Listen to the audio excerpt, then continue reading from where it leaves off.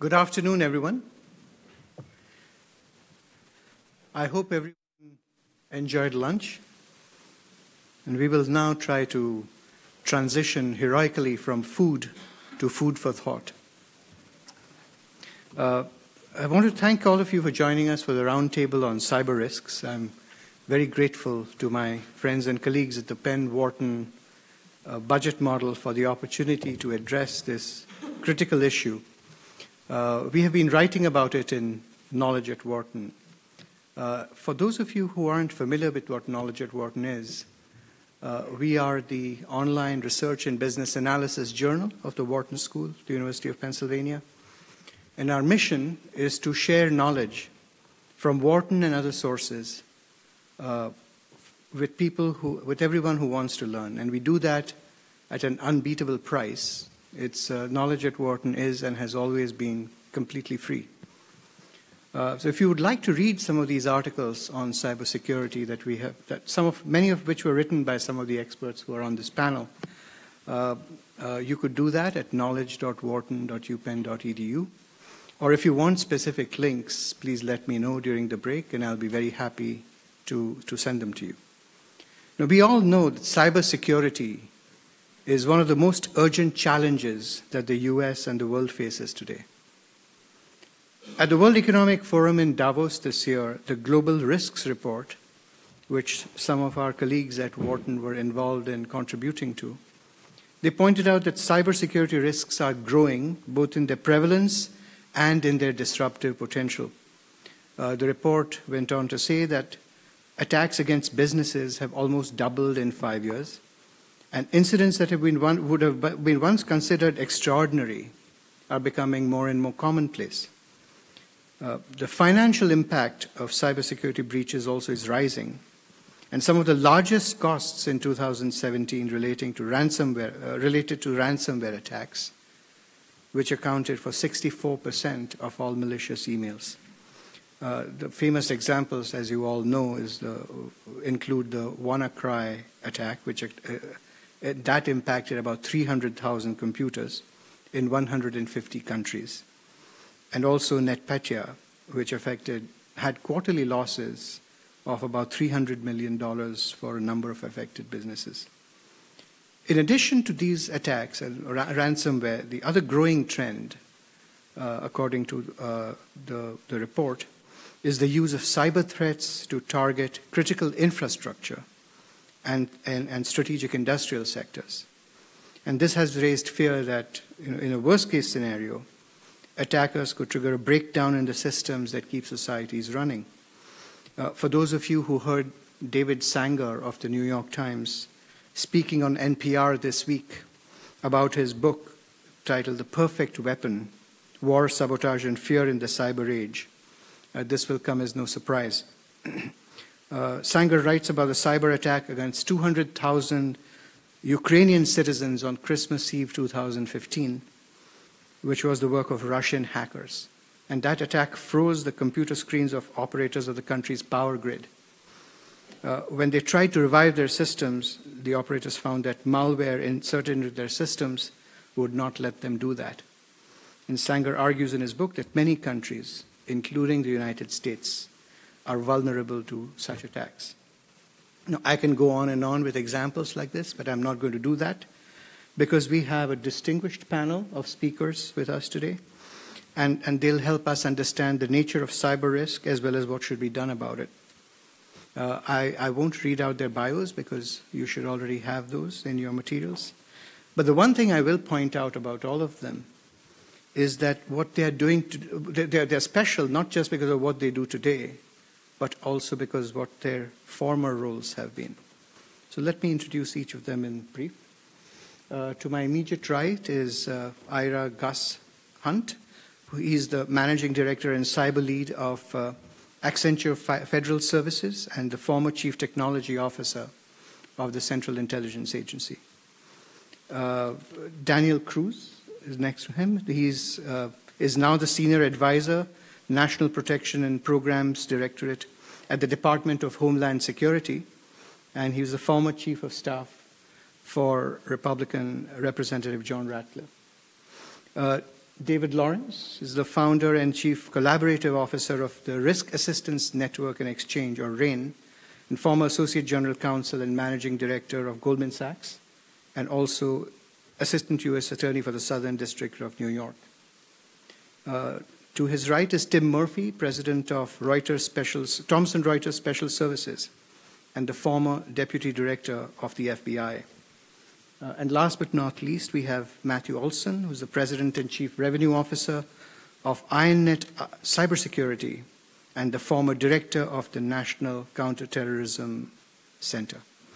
Please join me in welcoming the panel to our talk today.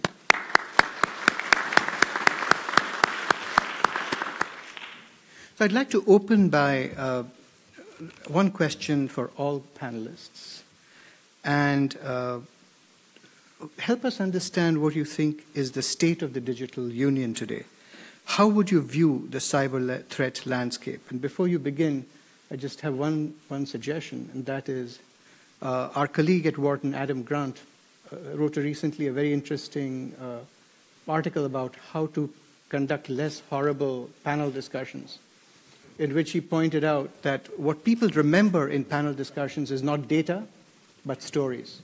So to the degree that you can incorporate the most vivid or perhaps the most scary story that you know about cybersecurity, which is perfect for a post-lunch session, nothing like cybersecurity to scare people, please go ahead and share your stories with us. Gus, you want to start? I'm not sure people need help getting scared about cyber. Okay. So I think we're at a really interesting juncture in cybersecurity.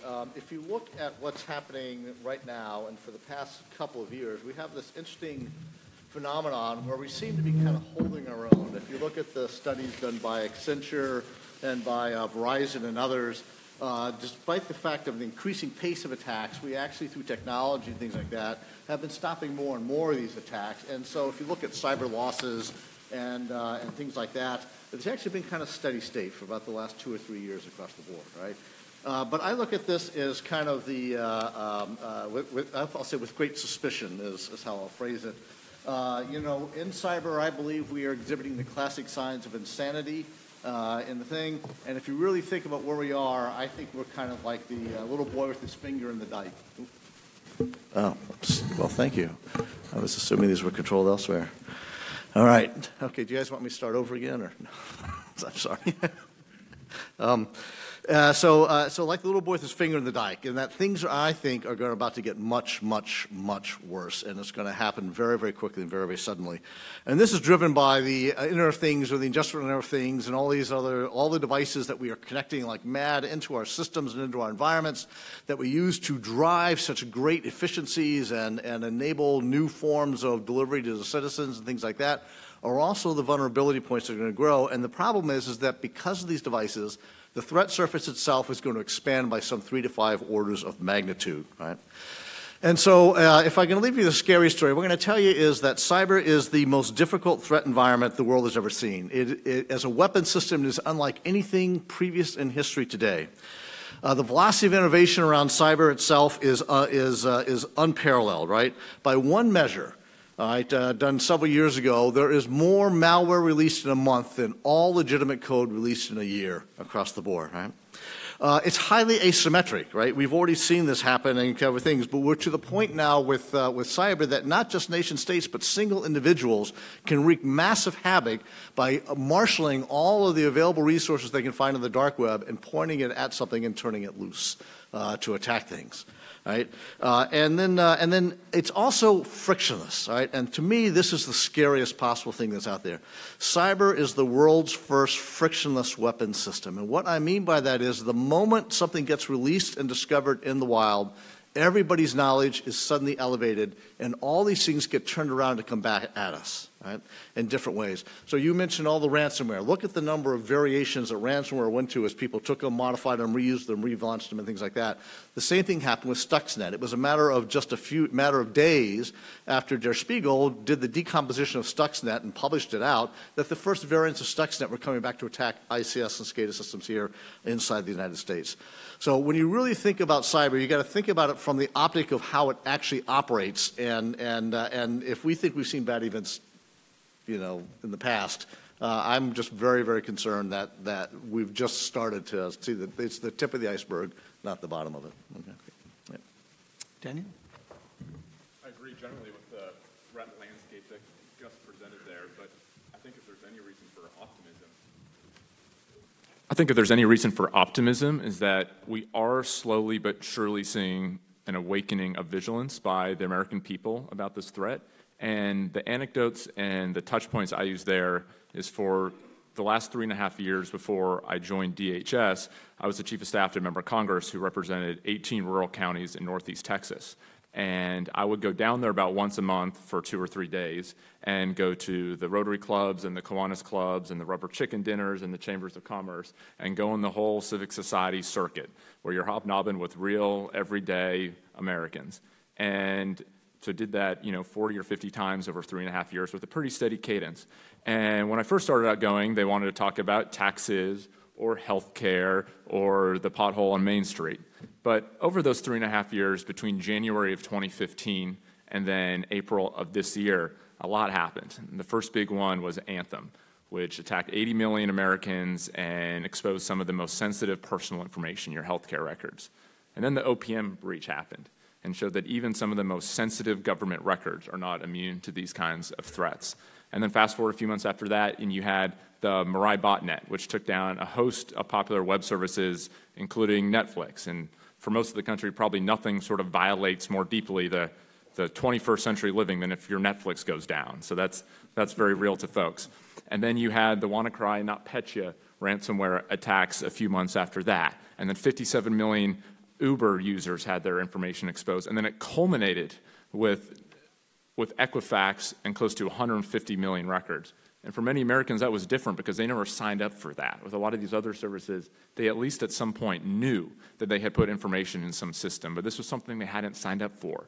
And so you sort of go across that and look at, we're not talking 100,000 here, 100,000 there, but we're talking, in some cases, close to or more than 100 million people per attack. And it was remarkable to see over those 3.5 years when I would go back every time, they're not wanting to talk about healthcare taxes anymore. At the rubber chicken dinner in Sulphur Springs, Texas, the first thing people would come up to me and ask about is, hey, I want to talk about cybersecurity policy. So if there's a reason for optimism against this threat landscape, which is rapidly evolving, I think it's that there is an awakening of vigilance of the American people. This is not a peripheral issue. This is very central to their way of life. So I'm glad to hear that there's not just reason for fear, but also some reason for reassurance. Thank you for that, Dan. David?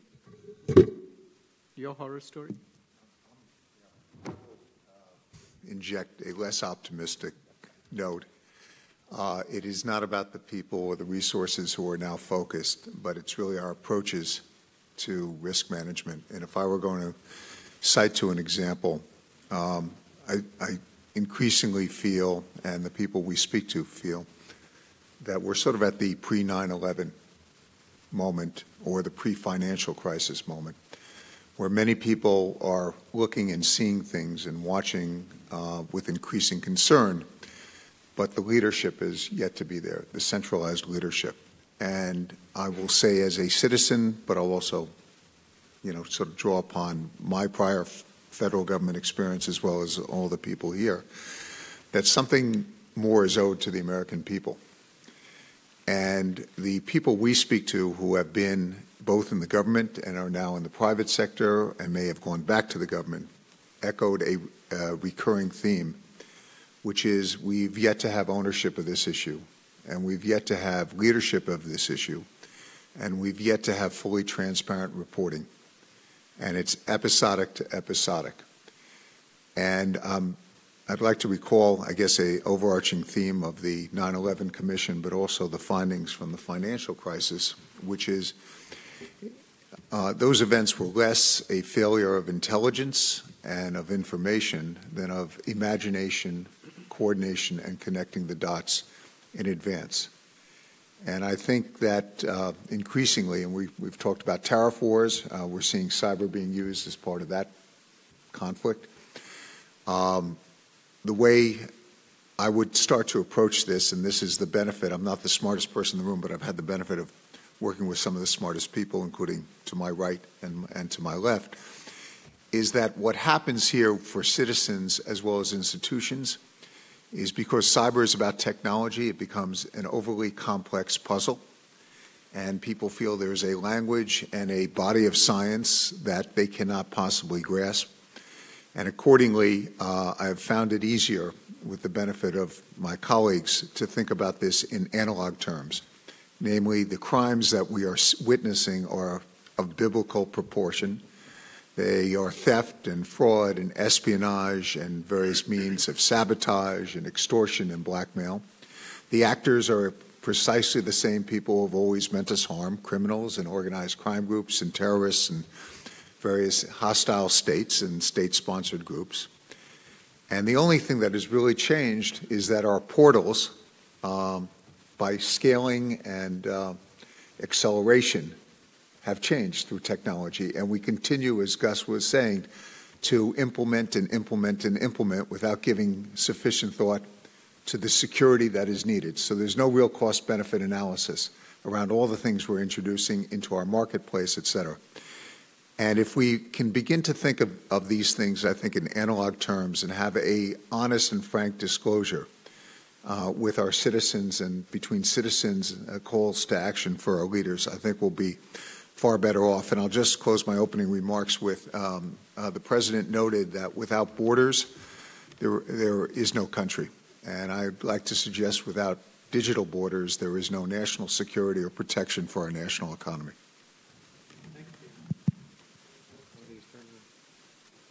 She'll turn it on. Yeah. Tim? Is it on? Thank you. We didn't plan this, but I think the outlook gets worse and worse and worse as we go down the line. Because I'm one of the most optimistic people you can probably meet. But you know, I've heard a couple different things. I want people to be scared. I want the government to be scared. I want the private sector to be scared, and I want our people to be scared, because I don't think we're scared enough. And scared, I don't mean fearful. I mean scared into taking some action the way David has just laid it out. Because I think that it is one of the biggest problems we face today, and I think it's bigger than the counterterrorism threat, the counterintelligence threat. This is what's happening is undermining our democracy in many, many different ways and in many different threat vectors. You know, Daniel mentioned that we're getting a little more vigilant, and we're slowly getting more vigilant. That's the problem. Is this works at network speed, at code speed, and we're working at human speed to solve this problem. And you wanted a story. I can give you a story to where, you know, most of us have probably been victims of credit card theft, and you really don't feel the pain, and the public doesn't feel the pain. But in 2008, I'm sitting at my desk in the FBI. I'm the number 3 in the FBI, and I'm attacked by a state sponsor in the building on my unclassified network. If that doesn't cause you to be scared and take action, not only in your organization, but give you a greater outlook on how big the problem was and is, and that was 10 years ago, so you can understand the scope of it today. And we were fighting this problem. You know, the FBI didn't even stand up a cyber division until 2003, 2 years after 9/11. So you can see how far behind the power curve we are in government, in the private sector, and educating our people that this is one of the most significant problems this country's faced in the history of this country. And we need to move to action, just like David said. So I'll leave it at that. Thank you, Tim. So, yeah, I'm with Tim here. I think it gets worse and worse. I mean, if I had to pick a particular incident or really series of incidents to focus on and to really become the rallying cry for the challenges we face, it's the Russian attack on our election in 2016.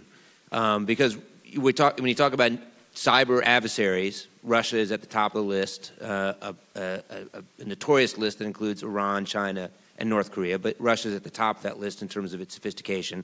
Russia has made information conflict a critical and central pillar of its national security strategy. You read anything that they put out, even in the public, open source, this is part of their strategy. And cyber is not a siloed aspect. Like we think about cyber as something different from everything else. Cyber is a means of carrying out their geopolitical strategy. And what did they learn from 2016? They learned it worked. It worked because they were able to sow discord through their disinformation, and they were able to access some of the critical components of our election infrastructure. So there's every reason to expect that in 2018 and 2020, they will repeat what they did in 2016 with even more fervor and more effort. And on the flip side, the question is, what have we done? How seriously have we taken that threat? What has Congress done? What has the administration done? What have companies done to defend ourselves better? What pain did we inflict on Russia for the attack on our election? How do we even think about an attack on the fundamental pillar of our democracy when it's carried out by a nation state? How do we think about that from a doctrinal standpoint? So when I think about all of the cyber landscape and the threats we face and all of the ones that my colleagues talked about, which are all very serious, I come back to the Russian impact on our democracy and the lack of really impotent response that we've seen from the government in the last 2 years. Thank you, Matt. And I think all of you did a great job in sort of laying out the landscape, the state of the digital union, and I'd love to sort of drill down a little deeper into some of these issues. And coming back to you, Gus, I was wondering, when we've spoken in the past, you've referred to cyber haves and have-nots. In your view, how do they affect the nature of cyber risk? Yeah, so I think we've reached a really critical juncture here in the cyber realm. We have this new digital divide, and I call it the cyber haves and the have-nots, or other people have spoken about a cyber poverty line. But what has begun to occur is that the wealthier, well-financed organizations who are large enough and have sufficient resources are actually pretty darn good at protecting themselves, and they make the investments necessary to do so. But they're all competing in this landscape with this critical shortage of cyber personnel that's driving cost up, continuous investment in technology, things like that. The problem we have in cyber as a nation and as a globe is the fact that we are all digitally interconnected, right? So if you look at Target with their HVAC vendor, right, they didn't get into Target directly. They get into Target through their HVAC vendor, right? And you see this pattern repeated over and over and over again. And the problem is that the HVAC vendor or any other small, less well-resourced organization doesn't have the wherewithal to protect themselves to the same level as the other organizations do. And when we have this massively interconnected world like we have and are moving into today, right, we have got to think of an approach that now can lift all boats. And that's something that I actually think is something that might be ripe for some form of legislative engagement or legislative action or something along those lines here.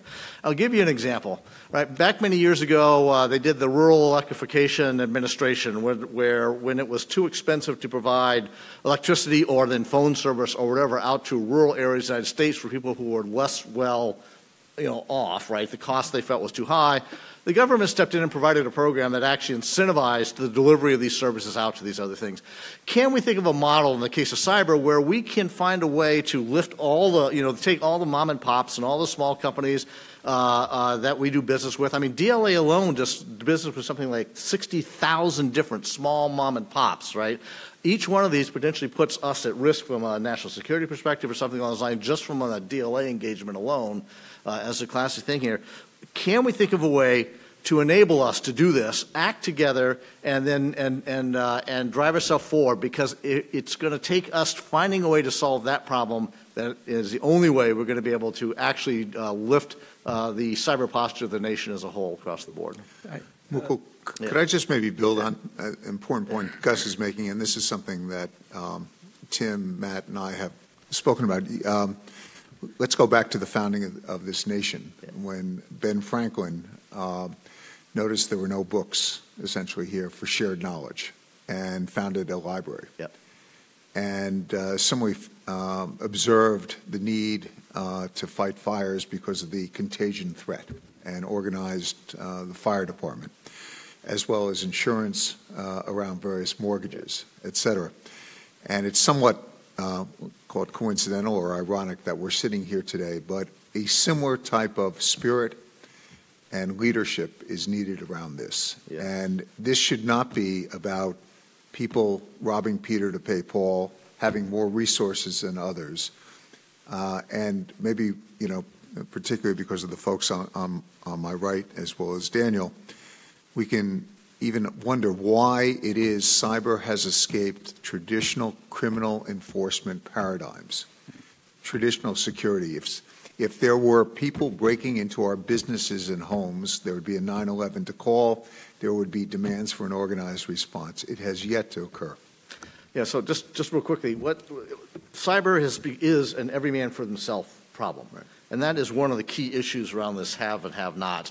Every company, every business has to do cyber for themselves across the board. And remember, we have a cyber division in FBI, right? We've begun to approach this, but really I think have more of a what is the classic movie view of the Wild West before law arrived, right? Where everybody's having to defend themselves and do all these things independently, as opposed to trying to find a way to act together as a nation and solve that problem. So, I would like to pick up on the point that Tim made earlier. And I think, David, you're exactly right. And Gus, as you said, there is a need to lift all boats. Going to Tim's point, why is public policy so slow? Because it seems to me that that's what needs to happen in order to do some of the things that are being discussed here. Since you brought that point up, could you shed some light on it? And what could be done to speed it up?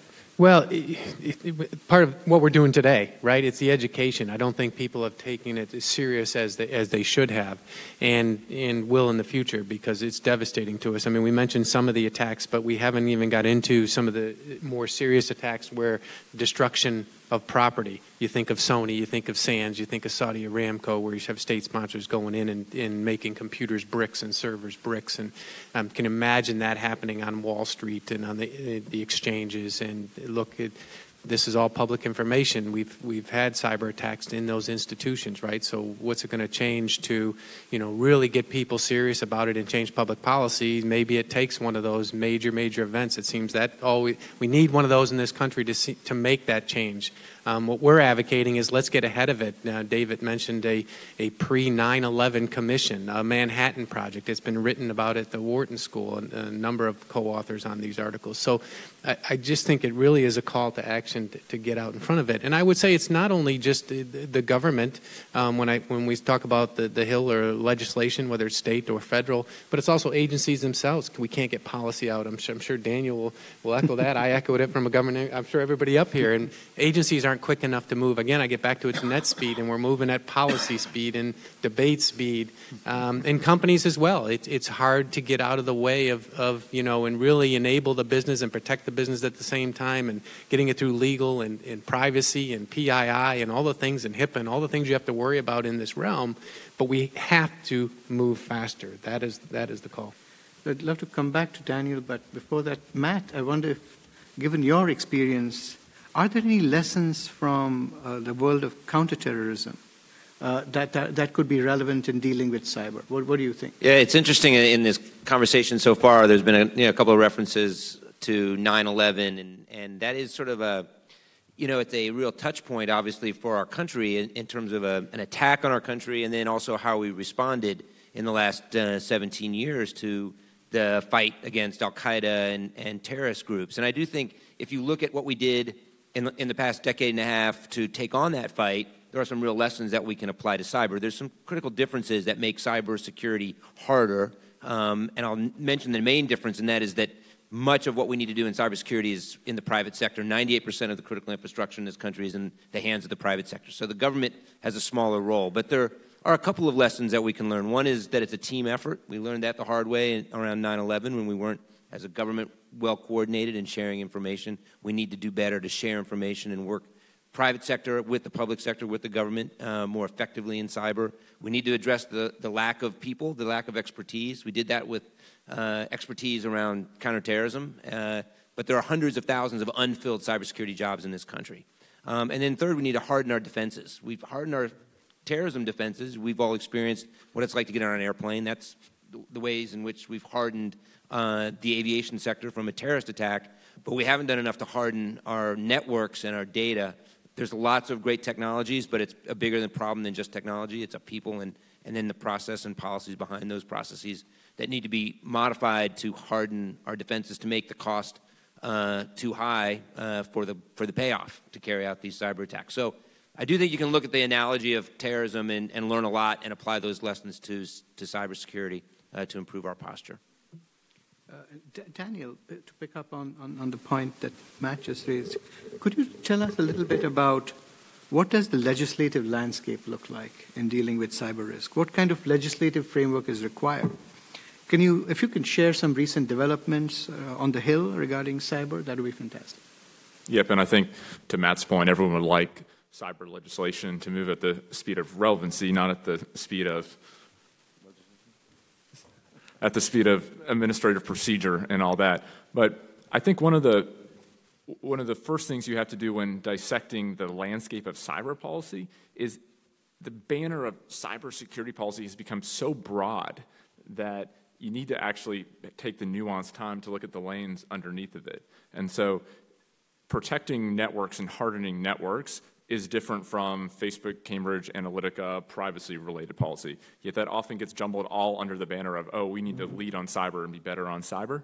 And I think if you just look at the recent election issues that we've had, Russia scanning state voter registration databases and hacking into political parties is very distinct from promoting content on Facebook.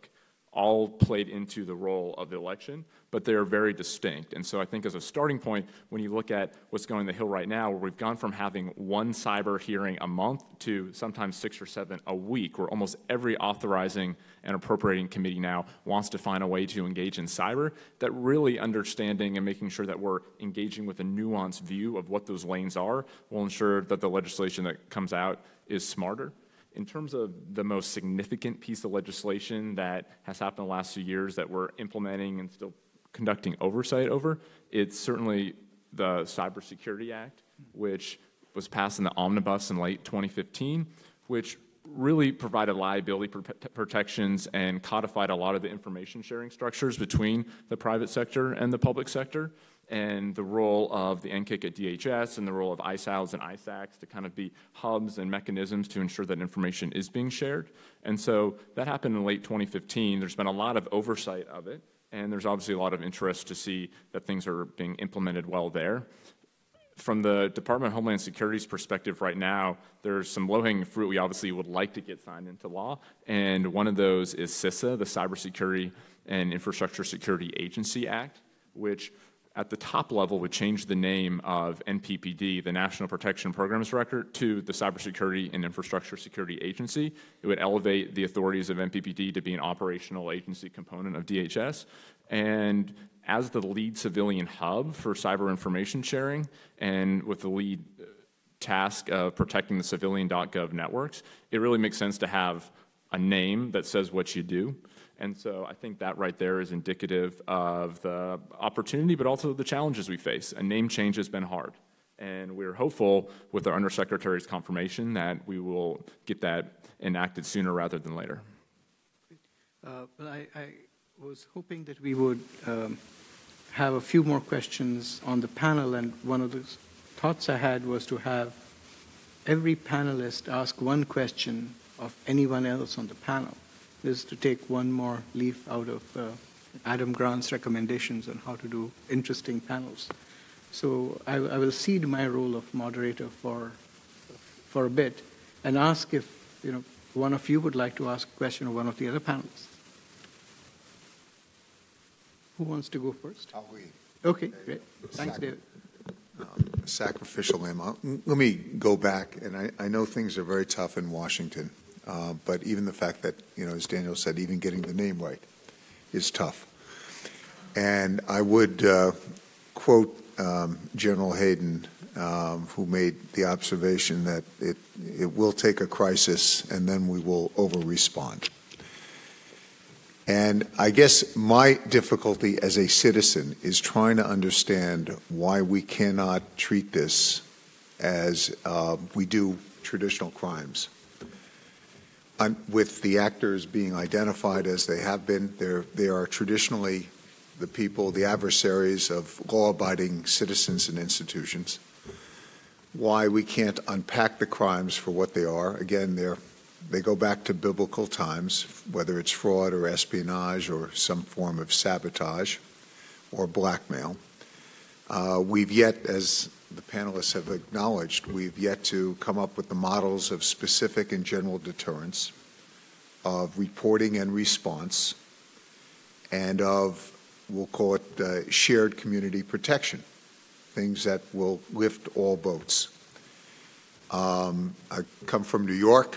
There was a time in the 80s when New York was, very, it was very chaotic, to put it mildly. It took certain measures to sort of reduce the crime rates, and we over-responded in many respects, as we know. But I just don't get the sense, and I think as a citizen, it is incumbent upon the government, and it's incumbent upon citizens to work with the government to get to those points. And if we just think of this as something new and innovative, and if we think of this in technological terms, I just don't think we get there. And I think we have to reduce this. And to the point about weaponization, it is interesting to Matt's comments about 9/11. Again, you have actors who can spend very little money, scale their resources very effectively, have an asymmetrical destructive impact while using our own technology, back then it were airplanes, against us. And that's what's occurring right now. And if we continue to apply complexity and all sorts of it's about technology, I don't think we get there.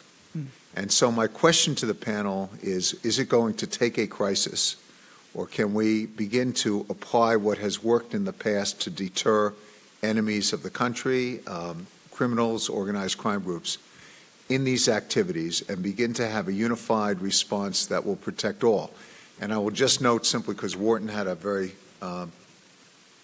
comprehensive discussion about tariffs and taxes earlier, this is the greatest tax on the national economy, bar none. And it's the greatest, I'll call it, tariff on our economy, bar none. Anyone wants to answer the question? I agree. I didn't come up through the law enforcement ranks, so I'm going to turn it over to Jim and everybody. But yeah, I think you stated very, very well, which is that the approaches we have been taking to this, which have been mainly focused on technological and other things like that, clearly have not been working, right? So it's we as I mentioned earlier, the classic signs of insanity. Do the same thing over and over again, expecting different outcomes. We've got to get to a mechanism that allows us to engage and do these things. And I think we see happening in government. You see these things progressing through, right? So we are in the middle of very large discussions about how you actually fold in cyber and cyber deterrence into the levers of power and power projection and whatnot that the national security apparatus actually has to be able to operate with, right? But how those get structured and how they get put into play is what's currently at top of mind of folks, right? I mean, this is a lot of what I think is going on in the discussion with DHS, and the Defense Appropriations Act talks about how they were supposed to engage differently and things like that.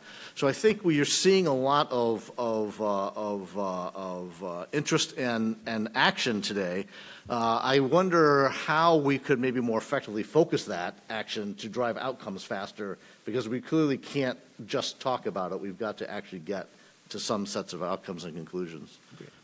Well, we have about 15 minutes left, and although we can continue this conversation endlessly, I think there are some excellent questions from the audience, and I'd like to try and tackle as many of them as we can. So if it's okay with you, I'll just dive right in and get to the questions from the audience. I think the first question is for Daniel. When Mark Zuckerberg, Facebook CEO, appeared in front of congressional committees, members did not appear knowledgeable about cyber issues. What is being done to educate members on technical cyber issues?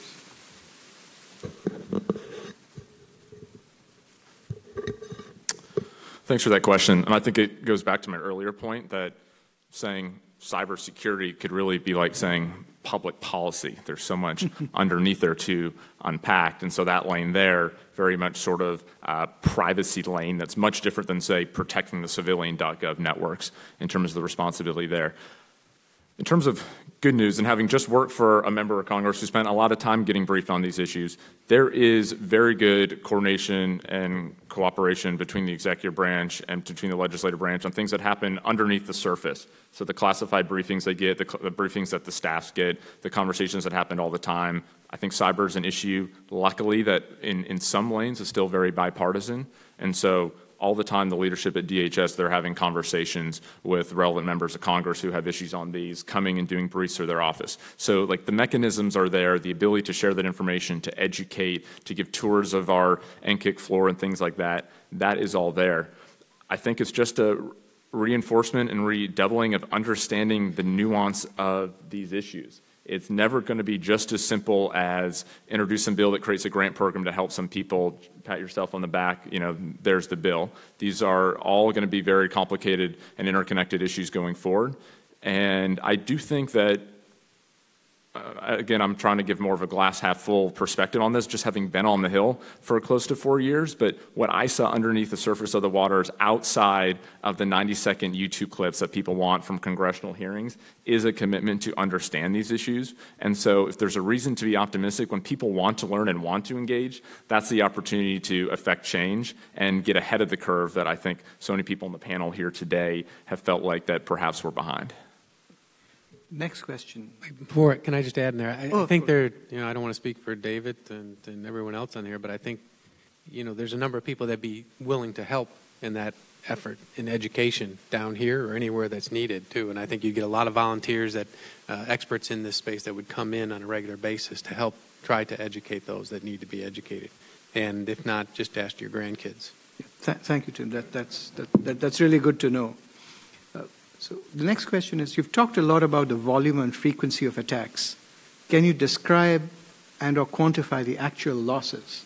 That's an interesting question. I've seen a lot of different estimates.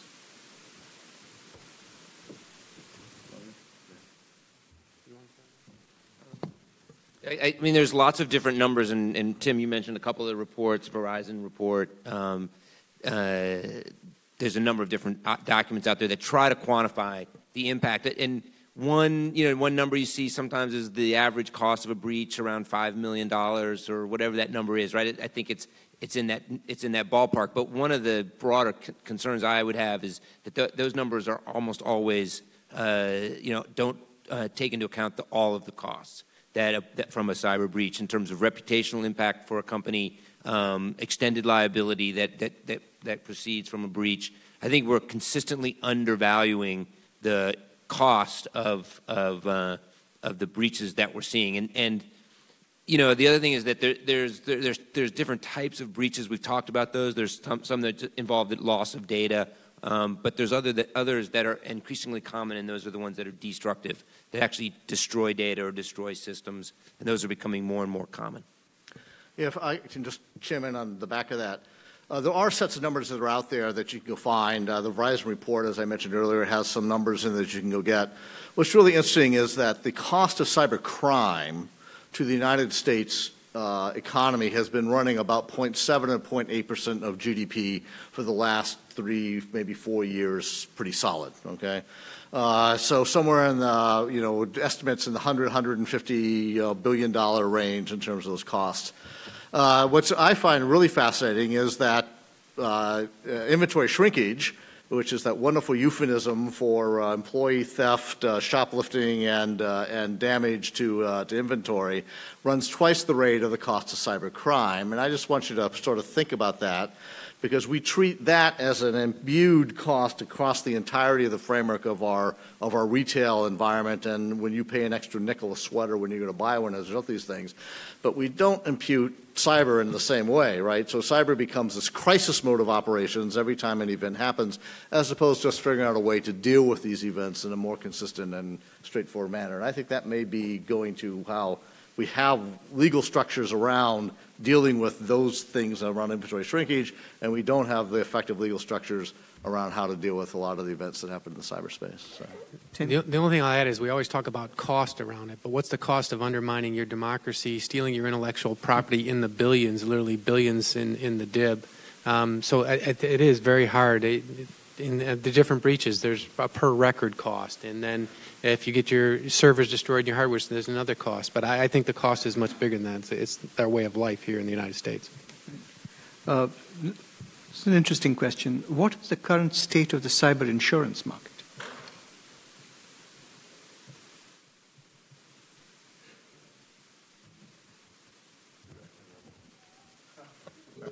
So Nascent. It is nascent, and the data, the loss data, is still evolving to have actual actuarial models. I'll also note from experience, and maybe these guys can comment further. I'm an analog thinker. Having clients who have called their insurance companies to report breaches, what I have found is that it is akin to, with some companies, it can be akin to when you have an automobile accident and the adjuster shows up and lowballs the damages or tries to get you to a repair shop where maybe not everything gets repaired as fully or with original parts. So very often insurance companies will have their own forensic experts who will come out. It's rarely the A-team, and they don't always get to the bottom of things. So let's just say it's evolving. People sleep better knowing they have insurance, but it is far from sort of the perfect net here. Sure.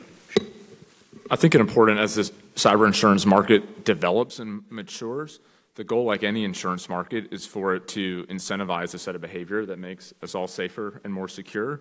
And so if you look at a lot of the ways that current cyber insurance policies are constructed, especially for large utility companies or energy companies, they're insuring their asset against a whole host of potential events, a cyber risk being one of them, and that's built into the policy. But getting the actuarial base, so we get to a point where for the cyber insurance policy for, say, a small and medium-sized business, if none of your employees use two-step authentication for their accounts, it costs $500 a month. And if you have a way of certifying that they all do it, it costs only $150 a month. So actually getting that mechanism in there to incentivize behavior that gets us all safer. And I think that does come with a maturation of a better actuarial base of the threat data there. That was also the Ben Franklin model for insurance against fire risk. Most of the threats I have seen speak of external cyber security threats. What about internal threats of employee sabotage? How does one combat those? I think that's a good point because it's often overlooked in that we continually think of the external threat mostly when we think about the serious damage, the external threat by state sponsors. But also at the same time that's happening, adversaries are inserting physical attributes, individuals into organizations to, destruct and destroy and steal and manipulate data and intellectual property from within the organizations themselves. And then on top of that, we have regular employees for some reason and some tipping point, some trigger that they may have at their workplace, whether it be a government agency or the private sector, want to cause some harm to the organization. You see that regularly in the news. I think there's been some major ones that we've seen in the government. So it's often overlooked. But what I will tell you is that it's gaining a lot of steam, similar to the idea of cyber and the state-sponsored attacks, and us in the risk that face. But I think companies now are putting more insider threat and insider risk, or I would call them continuous evaluations. There's public companies out there that call them insider trust programs, where they're actually monitoring the behavior from within. What is someone doing on the network? What kind of anomalous activity is happening? And then also monitoring outside behavior that can be tipping points, right? Domestic violence, domestic abuse, those type of things that may cause them to take other actions within the organization that they're working in. And just to add on to, I agree totally with what Tim said. I think it's useful to think of this insider threat in terms of the two categories that Tim talked about. There's the most high profile, the purposeful insider who decides they're going to disclose some information. And that, you think Snowden, or you think of the recent revelations about the CIA employee. Those are, and there's company employees who do the same, purposeful disclosures, leaks of information. But the vast majority of insider threats are those that are accidental. The employee who doesn't understand not to plug a thumb drive into their computer that somebody gave them, or doesn't patch, or responds to a phishing email. It's the training and education you can do for your employees to prevent the insider threat that is presented by those who are just accidentally creating risk for your companies. So just one more on that. In a slightly contrarian view, inside and outside, the line is actually blurring, right? Because of phish credentials and things like that. Right. It's often very difficult to know whether somebody inside went bad or they got their credentials phished because they did something dumb, and now somebody's in there masquerading as them. What I think is really critical for us to understand is that your adversary, no matter who it is, inside or outside, is after only two things. They're after data to steal it, to damage it, to destroy it, right, to change it. Or they're after control, right, to implant something that allows them to take control of your systems and your networks at the time that they're choosing. And those are the things that we have to design for. And if we design for them really well and we implement the techniques and capabilities we actually have in hand today as effectively as we can and should, you can actually mitigate the threat both from the outside and from the insiders simultaneously across the board. I have one question for Gus. That is, Gus is proposing legislation to lift up everybody, including mom-and-pop businesses. But the government, CFTC, has just overruled net neutrality. How do you counter the lobby of tech to defend common folks? Wow. I'll be honest. I don't see. Well, maybe I'm dense. I don't see quite the relationship between net neutrality and net. My personal view on net neutrality is, well, if you read anything I say, you know what I think about it. But I think the net should be absolutely neutral across the board, and what goes on. The issue of raising all boats, I don't think we ought to tie to specific things around things like net neutrality legislation. Things like that. I think what we want to be able to do when we think about trying to lift all boats and enhance the cybersecurity posture across the space ought to be independent of those types of things. The objective is to find a way to enable, I love the example, right, of the insurance that Daniel gave, which is, I'm going to pay $500 a month. If I'm not doing something right, I'm going to pay $100 a month to do it, right? Well, can we provide a service that provides us at a cost that ensures that I actually can only pay the $100 a month because I have a service that is shared across many, many, many, many people. This is where managed services is going to come into play, into the fore in a huge way, I think, across the nation, so that now I actually provide those types of things, and I have somebody else who is really skilled and expert at it, and I'm leveraging the skills of the few to the advantage of the many, in the country and what's out there. Okay. Mukul, can I just add to Gus's point, because what is needed, if you think about the simplicity that's been imbued into our technology products, that's why they sell, that's why people want them, and why they rely upon them. And the same approach has to be with security. I will tell you, New York City, under the auspices of the Chief Technology Officer and the leadership of the mayor, has implemented sort of a safer cyber city program whereby people who are logging on will know whether their devices are safe. And it's done seamlessly. There's no data protection. You download an app, and it helps guide you throughout. It's that type of thinking that is necessary. And compounding this, and this is something that Tim and I have written about, the notion that when you are attacked, somehow this crime is different.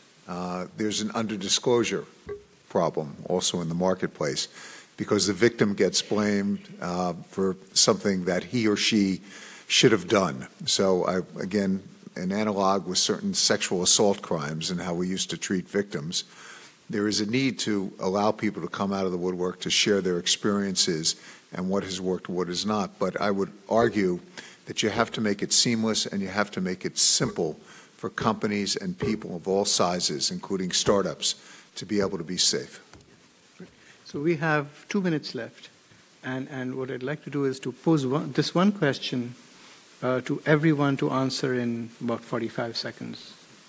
What is your top suggestion for something that the government should do to secure our next election from cyber risk? Just rapid fire, just 45 seconds. Your top suggestion to protect, secure the next election from cyber risk. I'll start. There's most likely will be, if there's not already, a task force involving many other agencies to work together in that, and I'm sure DHS plays a major role, Daniel, in that.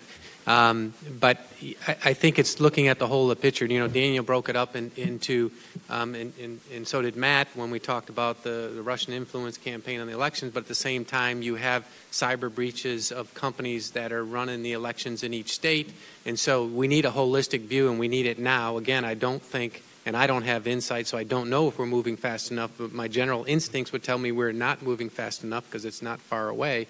That holistic view on what's happening with intrusions into anything that touches in the supply chain, our electoral process, and at the same time what's happening with the influence, which also plays a major role in our next election. Minutes? I would say, picking up right where Tim was, a national task force that requires a certain level of cybersecurity for every system or product that is part of the election infrastructure at the state and federal level. And that needs to be a national level task force, which doesn't exist now. David? The increase and acceleration of communication, collaboration, and cooperation with the state and locals that has happened since 2016, when I think everyone admits collectively we were caught flat-footed. That's got to continue, it's got to continue, and it's got to keep accelerating. There is progress there. The EI-ISAC, the Election Infrastructure ISAC, which has been stood up since the 2016 election, now has 49 of 50 U.S. states plugged into it and over 800 entities total. So that's good progress. Obviously, more work to be done, but I think you had Missouri Attorney General Jay Ashcroft on the Hill this week saying since 2016, his relationship with federal authorities in terms of collaborating has been, I think his quote was, night and day. So got to keep that up. None of those are data points to fully pat ourselves on the back on and rest on our laurels. Keep all those channels going as we chug towards November. There were lots of great questions we had that we were unfortunately unable to get to, but I'm hoping that... Can I just weigh in, because I can't resist? Can we go back to the old machines with the crank, the lever, and the X's? Okay. That's exactly what I was going to say. For 2018, paper ballots. It all used to work. Okay. Paper ballots. 2020. Right. We could consider. Why not? And Mukul, I just have to give one editorial comment because we're in the nation's capital, the center of collaboration and bipartisanship, is that if you look to the left and the right, I've been benefited, including by Wharton, in seeing publicly minded citizens, some of whom have been in government, gone to the private sector, who very, very much want to help. And I think the key to this, and thank you, Ken, for sponsoring this, is to leverage all sides here, because there is no shortage of people who truly care and are willing to help, and it's now time to organize that effort. So thank you for sponsoring. We've run out of time, but I just wanted to invite everyone to thank our panel for a great discussion. So we're going to take about a 15-minute break. We'll be back to overheads and numbers. We're going to be talking now, moving from data infrastructure to physical infrastructure, big hot topic, and we'll be back at 2:15.